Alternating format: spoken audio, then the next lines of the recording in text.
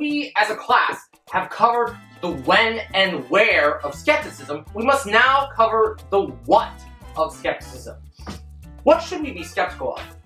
The answer to this question will influence the rest of our class sessions, because as soon as we know what we should be skeptical of, we will use that knowledge to practice skepticism in all of our future class sessions. As you might have picked up from previous lectures, we ought to be skeptical of pseudoscience. So how do we detect pseudoscience? That is a question that we will constantly refer back to in the vast majority of our future class sessions, if not all. As the word pseudo implies, pseudoscience is fake science. This means that pseudoscience is non-science that falsely proclaims itself to be science. Most non-sciences are harmless and even valuable in our everyday lives. Ethics, morality, friendship, love, etc.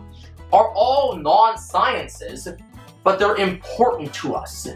Pseudoscience, on the other hand, is the one non-science that we cannot allow to roam freely. It diminishes critical thinking and deprives us of our ability to stay in touch with reality.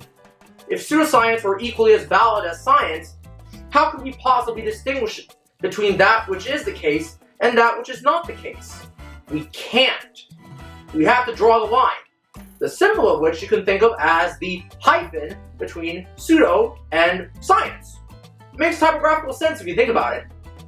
Anyway, the phenomenon that we should be skeptical of, and therefore doubt, is pseudoscience. Other skeptics, whose names you may or may not have heard of, might add religion to this list, but here's a class code of conduct that applies strictly to this class.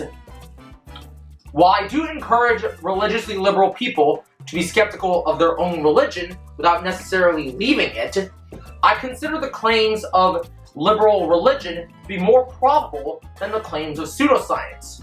The latter has only a probability of 0.01%, while liberal religion has a superbly higher probability that I will not calculate today.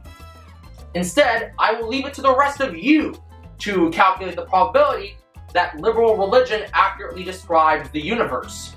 Essentially, I have no idea if/when I will start conducting class sessions about how to be skeptical of religion, because right now, and for many months to come, I will focus more on combating pseudoscience. A single day of doubting creationism is more fruitful than a year of doubting all of theology. Speaking of creationism, in the next lecture on Skepticism 101, we will begin a short or long series on creationism.